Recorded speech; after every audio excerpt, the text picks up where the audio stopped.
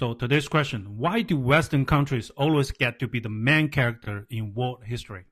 Have you ever think about it? Let's talk about this today. You probably heard about this story 1,000 times already.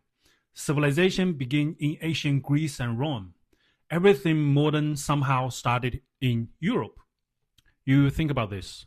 Greece and Rome were slave societies. Their farming and craftsmanship were limited compared to other great civilizations, and yet they were called the birthplace of humanity. Why? Because Europe needed a myth, a clean starting point where it could cast itself as the hero. Then come the Renaissance, Europe's big rebirth. But those ideas did not appear out of nowhere. For centuries, scholars in the Islamic world preserved and expanded Greek learning, and much of it re-entered Europe through Iberia during the 13th century through the translation movement. Now Columbus, in 1492, he discovered the New World. But America already had tens of millions of people, city-states, astronomy, agricultural writing. So what did he actually discover? He arrived, seized, and the narrative later called exploration. What followed was conquest, an epidemic disease that devastated indigenous population. This is how power rewrites itself. It turns conquest into adventure. Now, colonialism. And we were told it spread civilization. But for most of the colonized world, it meant culture suppressed, language banned, and resource extracted. Colonial connection, cotton, silver, sugar, the profit of slavery significantly accelerated Britain's industrial takeoff. Civilization did not sell off Europe. Profit did. Then the 20th century gave us another rewrite. World War II. If you only read one chapter, it's D-Day. America saved freedom. But the decisive land war against Nazi Germany was on the Eastern Front. Stalingrad, Kursk, Operation Bagration broke the Wehrmacht at enormous cost. D-Day mattered, but it was not the sole turning point. In Asia, years of Chinese resistance tied down the large Japanese forces and shaped the war's outcome.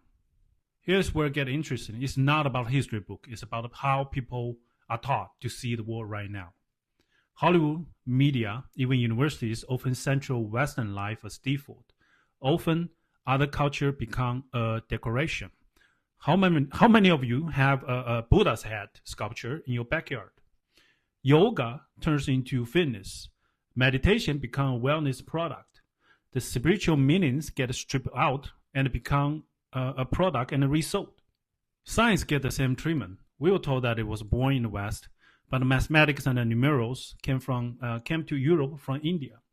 Arabic scholars advanced astronomy and medicine, and China produced breakthrough technologies in navigation, printing, papermaking, and gunpowder, alongside deep metallurgical craft.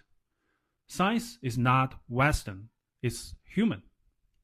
Then there's individualism. We were told standing alone equals freedom, while unity is suspect. But cooperation builds civilization. Isolation weakens it. Divide people enough, you don't need army to control them. Western-centrism don't just define history, it defines normal.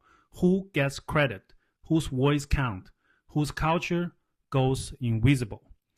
This is not about blaming the West. It's about asking who gets to tell the story of the world. Because whoever tells the story shapes the truth. It is about accuracy. Every civilization deserves to be seen in full. Anyway, I have a full article on Substack about this one, and link in bio, or visit grumpychineseguy.com. Take care, guys.